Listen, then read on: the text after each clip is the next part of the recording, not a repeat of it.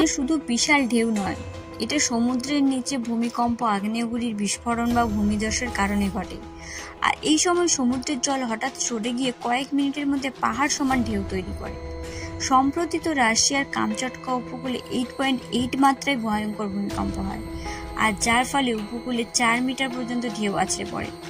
আর এই খবর পাওয়া মাত্রই জাপান, হাওয়াই, আলাস্কা, আমেরিকার কিছু উপকূলীয় অঞ্চলে সুনামি ওয়ার্নিং জারি হয়, আর যার ফলে হাজার হাজার মানুষ নিরাপদে এখান থেকে সরে যেতে পেরেছে। বিশেষজ্ঞরা বলছে সুনামি আসার আগে কিছু সমুদ্র সংকেত দেয়, যেমন সমুদ্র হঠাৎ শুকিয়ে যায় বা জল দূরে সরে যায়, অস্বাভাবিক রকমের গর্জন করে, হঠাৎ সমুদ্রের রঙও গতি পরিবর্তন হয়।